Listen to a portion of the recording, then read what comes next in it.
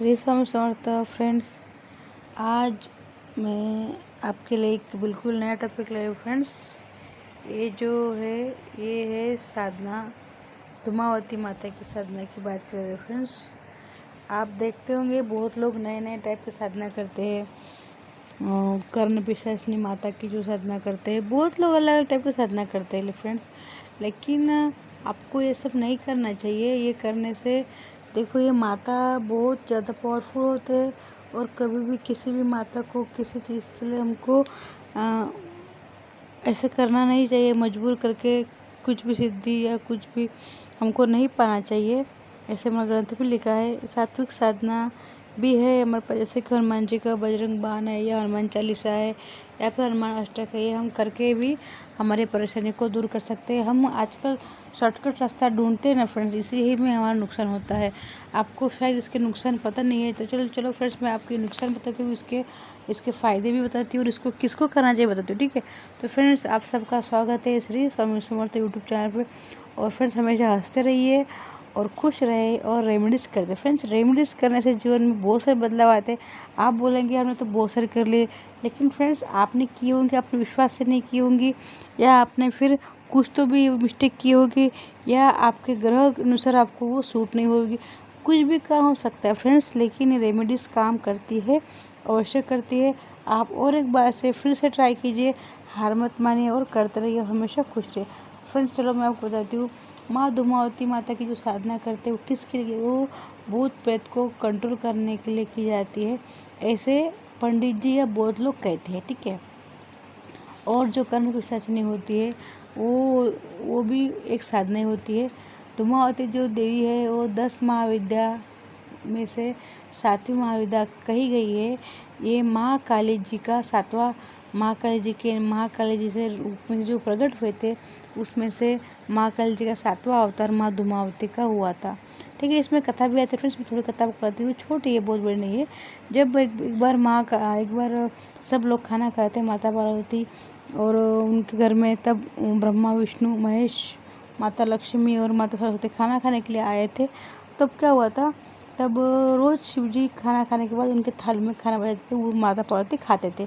तो उस दिन नारायण जी ने शिव जी को इशारा किया और कहा कि माता के रूप को प्रकट होना, इसलिए प्लीज़ आप उनके लिए खाना मत छोड़िए, पूरा खा लीजिए।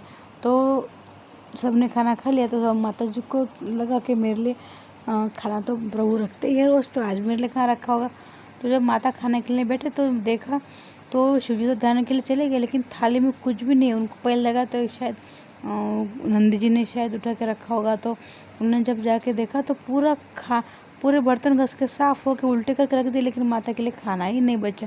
थाली में तो नहीं, लेकिन किसी भी जगह पे इतना छोटा भी खाना नहीं बचता। माता को बहुत गुस्सा आया कि मैंने सबके लिए खाना बनाया, सब खाना परोसा, तो मेरे लिए खाने के लिए कुछ नहीं बचा, छोड़ दो। लेकिन मेरे स्वामी, मेरे प्रभु मेरे रोज़ खाना बचाते हैं, मैं उनकी थाली में से खाता हूँ, उनके लिए मेरे लिए खाना नहीं बचा। तो माता को बहुत क्रोध आया। जब माता को क्रोध आया तो माता जब गई तो माता ने देखा शिव जी ध्यान में बैठे हैं और मेरे उनको ज़रा भी ख्याल नहीं आया कि मैं भूखी हूँ, ऐसा उनको बहुत क्रोध आया। तब उन्होंने शिव जी से कहा, शिव जी जोर से उन्होंने माता जी ने गुस्से में शिव जी को पुकारा, मैंने सबको खाना खिलाया लेकिन मुझे ही खाना नहीं दिया, आप नहीं बचाया आपने, मैं आपके अर्धांगी हूँ। ऐसा हो कि फिर ऐसा बोलते बोलते माता ने सबको निगलना शुरू कर दिया। पर्वत, पहाड़, नदी, नाले, कुछ भी ऐसा नहीं था जो माता ने निगल, माता ने सब कुछ निगलना शुरू कर दिया। तब निगलते निगलते शिव जी भी उनके पेट में अंदर चले गए। लेकिन जब देखा थोड़े 5-10 मिनट का, जब माता का जब गुस्सा शांत हुआ, तो उन्होंने देखा कि उनका वस्त्र सफ़ेद हो गया, उनके बाल सफ़ेद हो गए और वो एकदम कैसी जगह, एकदम सुनसान जगह में खड़ी है। पूरी धरती पे कुछ भी नहीं बचा है, पूरे उद्ध्वस्त हो गया है। तो माता ने पूछा ऐसे क्यों हो गया?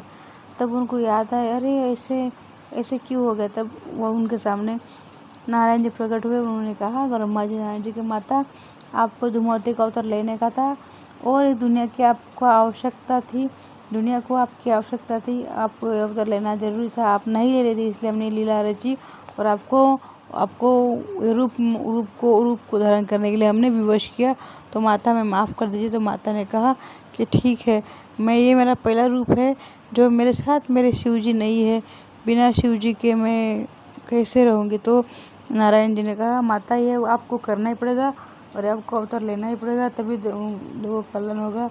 तो फ्रेंड्स, कल्याण के लिए गया है, लेकिन लोग उसका मिसयूज़ करते हैं। लेकिन देखो, जो मिसयूज़ करते हैं किसी भी शक्ति का, वो शक्ति उनको छोड़ती भी नहीं है।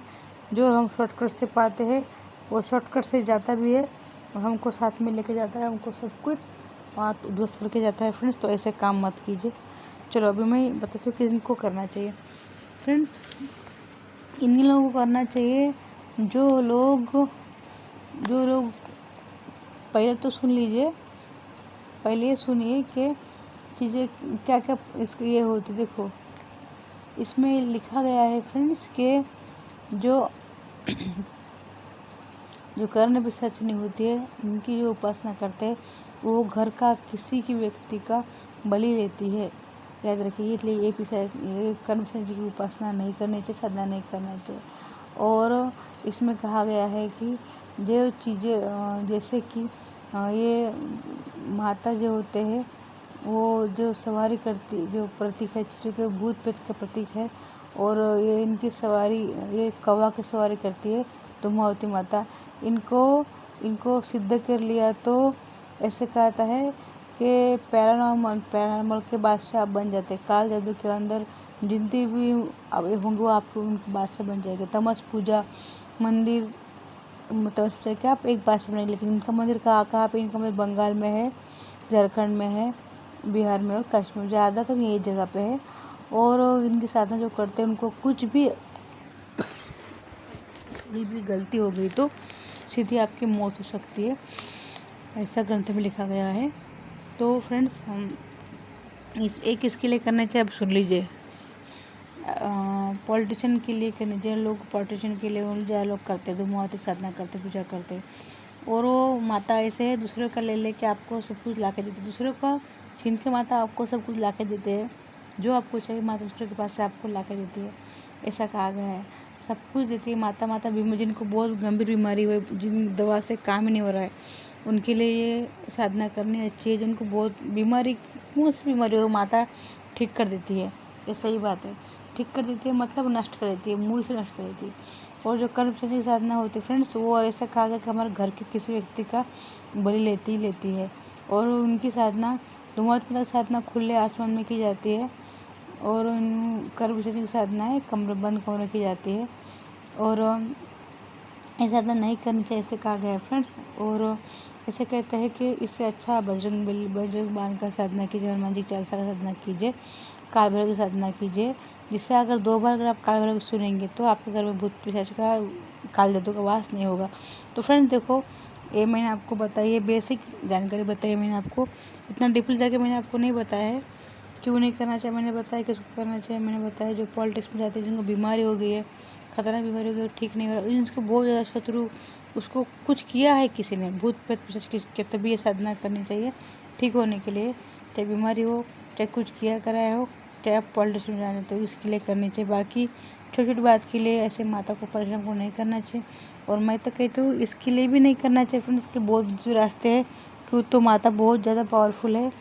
तो फ्रेंड्स देख लीजिए, कर्म पिशाच से बिल्कुल नहीं करनी चाहिए फ्रेंड्स। ये करने से आपको घर किसी भी व्यक्ति की बलि लेती है माँ, तो प्लीज़ ऐसा मत कीजिए फ्रेंड्स। आपको मेरी पसंद है तो चैनल को सब्सक्राइब कीजिए और शेयर कीजिए फ्रेंड्स। श्री स्वामी समर्थ।